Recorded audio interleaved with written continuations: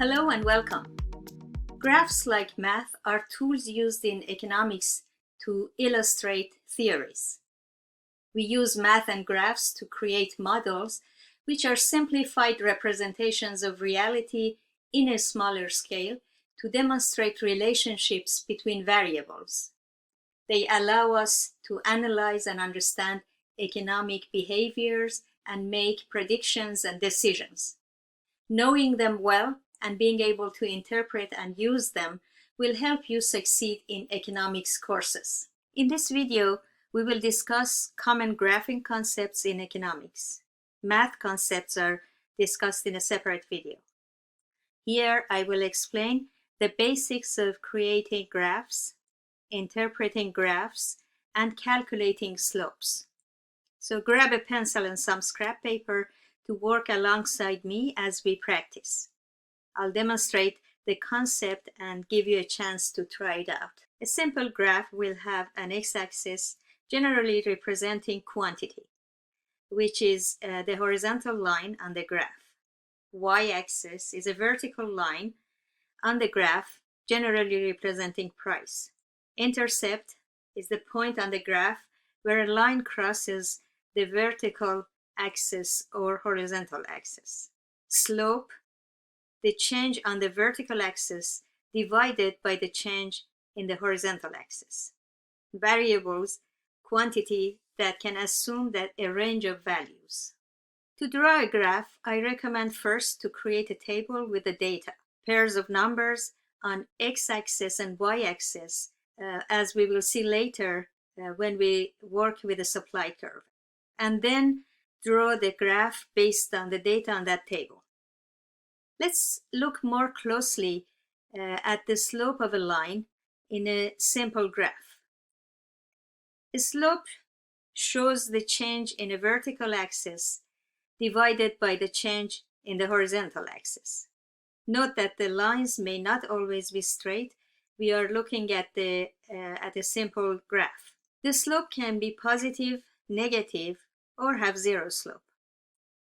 We can calculate the slope of a line between 2 points numerically by designating one point as the starting point and the other point as the ending point. We can then calculate the rise over the run between these 2 points. Let's see an example. What would be the slope of the line passing through 0.76? That's 0.7 on y-axis and 0.6 on x-axis, and 0.98, which will be 0.9 on y-axis and 0.8 on x-axis. To calculate the slope of the line, we divide the change in y-axis, which is the rise, by the change in x-axis, which is the run.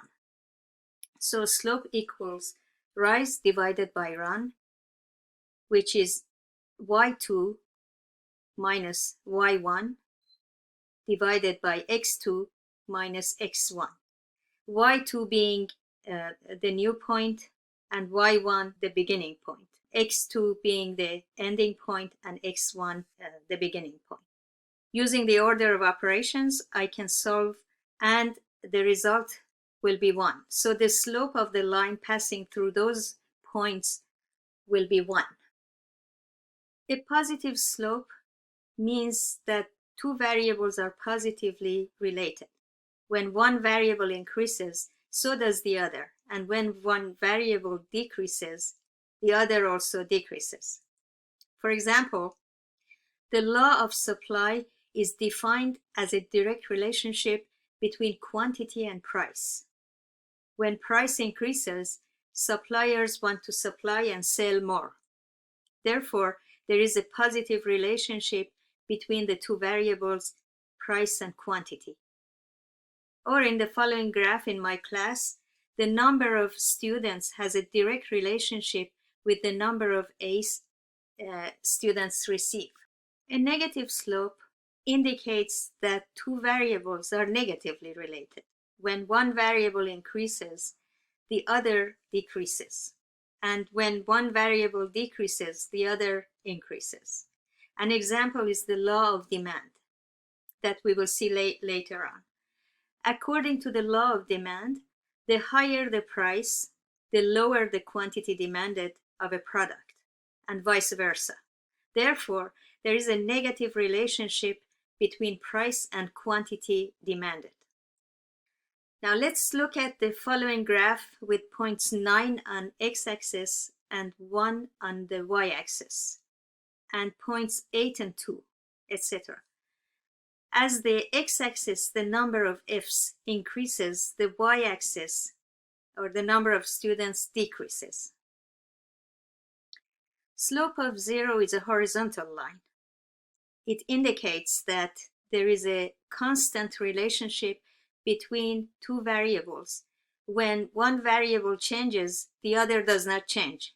An example is the following graph with points 2, 2, 3, 2, 4, 2, etc.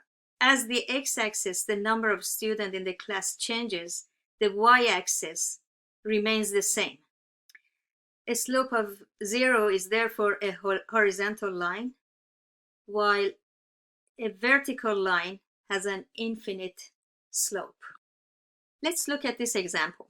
If you look at the red line with letters from A to E, you can see that each letter corresponds to the numbers on x-axis and y-axis. For example, point A is at 3 on y and 2 on x.